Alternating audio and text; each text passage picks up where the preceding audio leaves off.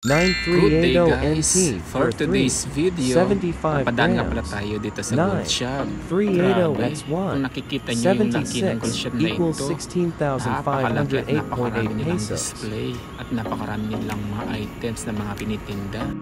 At sino ba naman ang hindi maengganyo mamili o pumili ng mga paninda nila at talagang nagkagandahan at ang bibigat ng mga timbang. At heto nga, sa labas ka pa lang talagang makikita mo talaga yung mga paninda nila, napakalaki at napakaganda ng mga alahas ng mga binibenta nila at talagang malulula ka talaga kapag tinignan mo yung mga naka-display nila.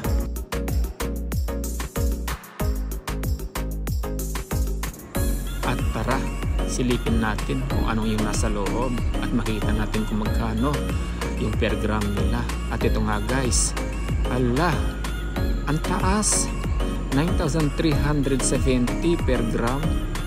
Wow! Bale yung gram pala dito sa Taiwan, iba pala yung gram sa Pilipinas.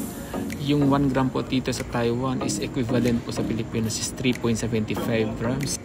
At ito nga pala yung suot ko, yung nabili ko nung buwan ng October.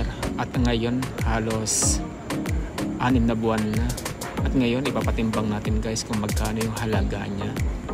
At heto nga, aking gulat ko nung sabi nila kung magkano yung bili nila sa aking kwintas. Talaga naman napawawa ko, 167,000 NT dollar.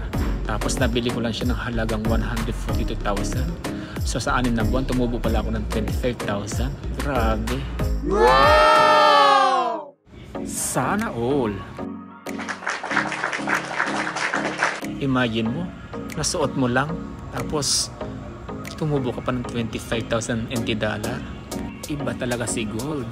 Instead na pangluho mo, pero dapat pala ibibili mo ng gold. Talagang yung value, kikita ka pa, tumataas yung value every year.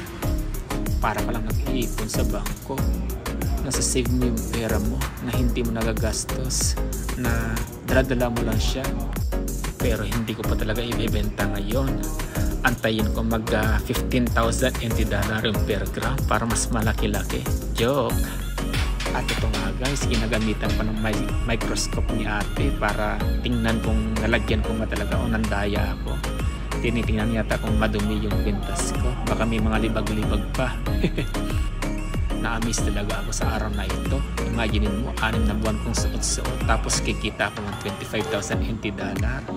Talagang mapapawaw ka talaga at mapapasana all ka na lang. Kaya guys, kung ako sa inyo, talagang mag-invest na talaga kayo ng gold at wala talagang lugi dito sa pagbili ng ginto. At talagang nasa-save mo yung pera mo na hindi mo nagagastos. Sige guys, hanggang dito na lang. Bye-bye!